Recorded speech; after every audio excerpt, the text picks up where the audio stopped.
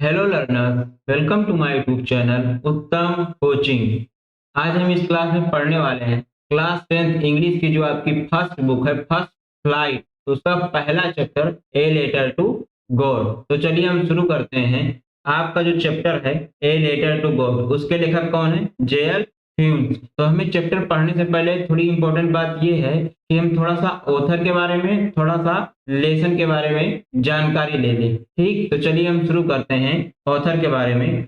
The author of the story a letter to God is written JL Humes. यानी जो आपकी ये story है ए लेटर टू गॉड, ये किसके द्वारा लिखी गई है? जेएल ह्यूम्स के द्वारा। He was one of the greatest writer of that time. ये एक महान लेखक के, अपने समय के जितने भी लेखक थे उनमें से एक महान लेखक थे। He was a Mexican poet, ये एक मैक्सिकन कवि थे। नोबलिस्ट, नोबलिस्ट मतलब उपन्यासकार। एंड आल्सो जर्नलिस्ट, और ये जर्नलिस्ट भी थे। The story revolves around the idea of having unquestionable faith in God. यानी जो ये आपकी स्टोरी है एक ऐसे विचार के इर्द गिर्द घूमती है कि वो विचार है कि भगवान के प्रति एक ऐसा भरोसा जिस पर कोई क्वेश्चन ना किया जाए, यानी भगवान के प्रति एक ऐसा फेथ जिस पर कोई क्वेश्चन ना उठाया जाए। ठीक, तो चलिए थोड़ा सा लेसन के बारे में पढ़ लेते हैं।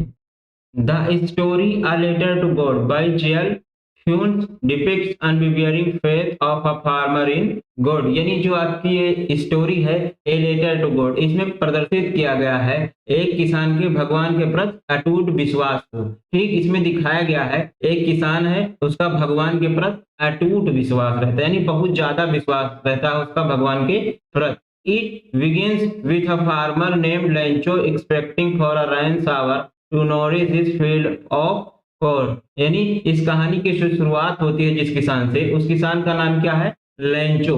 ठीक, इस कहानी की जिस किसान से शुरुआत होती है उसका नाम क्या है? लेंचो। जिसने एक्सपेक्टिंग, एक्सपेक्टिंग मतलब उम्मीद की थी, for a rain shower to nourish his field of, और यानी अपने कॉर्न को अच्छे से उगाने के लिए उसने बरसात की उम्मीद की थी, यानी थोड़ी सी वर्षा हो जाए। He is confident that his harvest is going to add his huge profit just like it does every year। तो मतलब उसको पूर्ण विश्वास था कि जैसा कि हर साल उसकी फसल होती है, इस साल भी फसल उसकी उसको प्रॉफिट देगी। ठीक, मतलब उसको पूर्ण विश्वास था। तो चलिए अपने टेक्स्ट की ओर चलते हैं, देखते हैं पहले पैरा की तरफ। ठीक, कि उसमें क्या लिखा हुआ है, कहानी में आपको क्या बताया गया है। ठीक, पहला पैरे में आपके लिखा हुआ है the house the only one of the entire valley set on the crest of low hill. यानी जो लेंचो का हाउस था वो पूरी घाटी, यानी इंटायर मतलब संपूर्ण, वैली मतलब घाटी, वो आपका जो लेंचो का घर था वो संपूर्ण घाटी में अकेला था। ठीक, set on the crest of low hill, यानी वो निचली पहाड़ी की क्रिस्ट पर स्थित था। क्रिस्ट मतलब चोटी। His, यानी from his height one could see the river and the field of reap corn dotted with the flower that always promised a good harvest। यानी वहां से, उस हाइट से कोई भी देख सकता था आसानी से नदी को, उसके खेते को, खेतों को।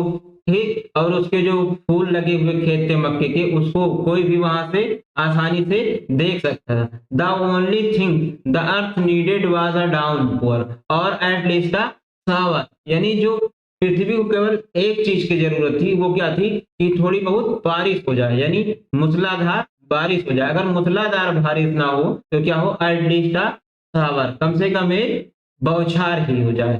Through out the morning Lencho, यानी सारी सुबह Lencho who knew his field intimately, जो अपने खेतों को नजदीक से जानता था, यानी हर रोज लेंचो जो अपने खेतों को नजदीक से जानता था, had done nothing else but see sky toward the north east. यानी लेंचो जो अपने खेतों को नजदीक से जानता था, वो सारी सुबह अपने खेत जाता और कुछ न करता, क्या करता? केवल वो उत्तर पूर्व की ओर देखता रहता। ठीक, तो चलिए आगे बढ़ते हैं। Now we are really going to get some water. अब वो घर आके अपनी पत्नी से कह रहा है कि शायद मुझे, यानी हम लोगों को अब कुछ पानी मिलने जा रहा है। Women, the women who is preparing supper, यानी महिला जो, सपर मतलब क्या होता है? रात का भोजन। ठीक, रात का भोजन। तो महिला जो रात का भोजन बना रही थी, रिप्लाइड यस गॉड ब्रिंग, भगवान ने चाहा तो जरूर। The older boys were working in the field, जो बड़े बच्चे थे उसके फील्ड में काम कर रहे थे। While the smaller ones were playing near the house until the woman called to them all call for dinner. ठीक, जो उसके बड़े बच्चे थे वो फील्ड में काम कर रहे थे, जबकि जो छोटे बच्चे थे वो घर के बगल खेल रहे थे, जब तक कि उनकी माता ने उन्हें बुलाया नहीं कि कम फॉर डिनर, यानी खाने के लिए आ जाओ। ठीक, it was during the meal that just as Lencho predicted big drop of rain began to fall. जैसा कि लेंचो ने प्रेडिक्ट किया था, खाते समय क्या हुआ कि वर्षा होने लगी। ठीक, यानी big drop of rain began to fall, वर्षा की बड़ी बूंदें गिरने लगी, यानी जब वो लोग खाना खा रहे थे तभी बरसात होने लगी। In the north east huge mountain of cloud would be seen approaching, और नॉर्थ ईस्ट से ह्यूज माउंटेन मतलब बड़े पहाड़, ऑफ क्लाउड यानी बादलों के बड़े पहाड़, कुड बी सीन अप्रोचिंग आते हुए देखे जा सकते थे। चलिए अगली स्लाइड की तरफ चलते हैं। The air was fresh and sweet, जो हवा थी वो ताजी थी और मधुर थी। The man went out for no other reason than to have the pleasure of feeling the rain on his body, यानी जो लेंचो थे वो किसी और रीजन से बाहर नहीं गए, बल्कि क्या करने के लिए गए कि जो बरसात हो रही थी उसका आनंद अपने शरीर पर लेने के लिए वो बाहर गए। And when he returned he claimed, और जब वो वापस आए वहां से तो वो मतलब चिल्ला के कहा उन्होंने, these are not rain drops, ये जो गिर रही हैं ये वर्षा की बूंदे नहीं है, फॉलिंग फ्रॉम द स्काई, यानी जो आसमान से गिर रही हैं बूंदे ये वर्षा की बूंदे नहीं है। दे आर न्यू कॉइन्स, ये नए सिक्के हैं, क्योंकि उनकी फसल के लिए वो सिक्के ही थे। ठीक, क्योंकि जब उनको फसल होती, उनकी फसल को पानी मिलता, उनकी फसल अच्छी होती तो वो क्या करते, उसको बेचते और उनके लिए वो पैसे का काम करता। तो इसीलिए वो कह रहे हैं कि जो वर्षा हो रही है ये क्या है, दे आर न्यू कॉइन्स, ये नए सिक्के हैं। The big drops are 10 cent pesos